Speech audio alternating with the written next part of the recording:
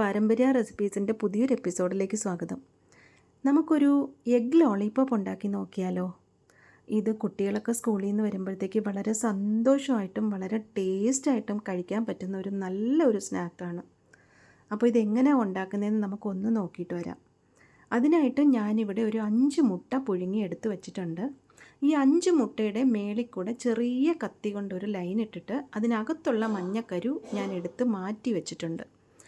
മുട്ട പൊളന്നു പോകരുത്, ചെറുതായിട്ടൊന്ന് വിടർത്തി ആ മഞ്ഞക്കരു എടുക്കണം. 2 ഉരുളക്കിഴങ്ങ് നല്ല ഉപ്പിട്ട വെള്ളത്തിലിട്ട് വേവിച്ച് വെച്ചിട്ടുണ്ട്. ഒരു ബൗളിൽ 2 കോഴിമുട്ട പൊട്ടിച്ചൊഴിച്ച് ഒന്ന് ബീറ്റ് ചെയ്ത് വെച്ചിട്ടുണ്ട്.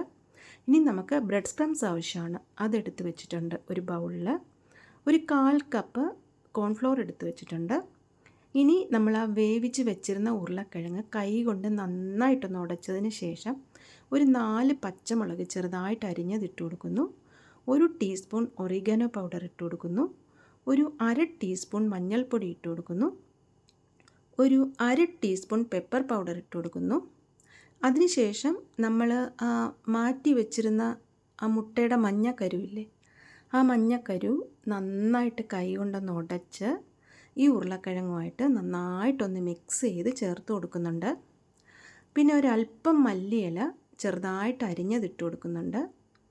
അതിനുശേഷം ഉപ്പും കൂടെ ഇട്ടിട്ട് ഉപ്പ് പാകമാണോ എന്നൊക്കെ നോക്കിയിട്ട് കൈ കൊണ്ട് ഇതെല്ലാം കൂടെ നന്നായിട്ടൊന്ന് കുഴച്ച് യോജിപ്പിച്ച് നല്ല രീതിയിൽ നല്ലൊരു മിശ്രിതമാക്കി യോജിപ്പിച്ച് മാറ്റി വയ്ക്കുന്നു. അടുത്തതായിട്ട് ആ കൂട്ടിൽ നിന്ന് നമ്മൾ ഈ ഒരു വലിപ്പത്തിന് ഓരോ ഉരുളകളാക്കി ആ കൂട്ടിൽ നിന്ന് മാറ്റിയെടുത്തിട്ട് ഇത് നമ്മൾ ആ പൊളന്ന് വെച്ചിരുന്ന ആ മഞ്ഞക്കരു മാറ്റിയ സ്ഥലത്തോട്ട് ഈ കൂട്ട് വെച്ച് ആ മുട്ടയ്ക്കകത്ത് വെച്ച് ഫില്ല് ചെയ്യുകയാണ്. അങ്ങനെ 5 മുട്ടയിലും ആ കൂട്ട് അകത്ത് നിറച്ച് ഫില്ല് ചെയ്ത് മാറ്റി വെച്ചു. ഒരു ഉരുളക്കിഴങ്ങ് എടുത്താൽ മതി കേട്ടോ. എനിക്ക് 2 ഉരുളക്കിഴങ്ങ് എടുത്തപ്പോഴത്തേക്ക് ഇത്രയും കൂട്ട് ഇവിടെ ബാക്കി വന്നു. അപ്പം ഒരു 5 മുട്ടയ്ക്ക് 6 മുട്ടയ്ക്കൊക്കെ ഒരു ഉരുളക്കിഴങ്ങ് മതി. ഇനി നമ്മൾ ആ മുട്ട, ആ സ്റ്റഫ് ചെയ്ത് വെച്ചിരുന്ന മുട്ടയെ ഒരു കോൺഫ്ലവറിൻ്റെ പൊടിയിലോട്ട് നന്നായിട്ടൊന്ന് പുരട്ടിയെടുത്ത് എല്ലാ ഭാഗത്തും നന്നായിട്ട് പുരളുന്നത് പോലെ കോൺഫ്ലവർ പുരട്ടി എടുത്തിട്ട് അടുത്തതായിട്ട് മുട്ട പൊട്ടിച്ച് വെച്ചിരുന്നില്ലേ, ബീറ്റ് ചെയ്ത് വെച്ചിരുന്ന മുട്ടയിൽ നന്നായിട്ടൊന്ന് മുക്കിയെടുത്ത് അതിനുശേഷം ബ്രെഡ് ക്രംസിലോട്ടിട്ട് അത് നന്നായിട്ടൊന്ന് പുരട്ടി എല്ലാ ഭാഗത്തും നല്ലതുപോലെ പുരളുന്നത് പോലെ പുരട്ടിയെടുക്കണം.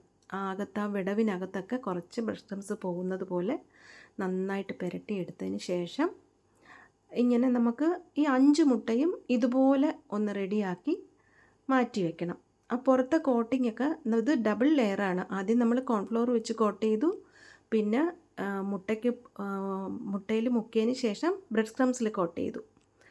ഇപ്പം നമ്മൾ ഒരു പാൻ അടുപ്പിൽ വെച്ചിട്ട് എണ്ണ ചൂടായപ്പോൾ അതിൽ ഓരോന്നായിട്ട് ഓരോ മുട്ടയായിട്ട് പറക്കിയിട്ട് നമ്മൾ ഡീപ് ഫ്രൈ ചെയ്തെടുക്കാനാണ് പോകുന്നത്. ആദ്യം മീഡിയം ഫ്ലെയിമിൽ വെച്ചിട്ട് തിരിച്ചും മറിച്ചും ഒക്കെ ഇട്ട് അത് നന്നായിട്ട് പൊരിച്ചെടുക്കണം. പൊരിച്ച് മാറ്റിയതിന് ശേഷം നമ്മൾ ഈ വുഡൻ സ്റ്റിക്ക് വെളിയിൽ വാങ്ങിക്കാൻ കിട്ടുന്ന അതിൻ്റെ ആ മുട്ടയുടെ സെൻറ്ററിലോട്ടൊന്ന് പ്രസ് ചെയ്ത് വെക്കുകയാണ് ചെയ്യുന്നത്.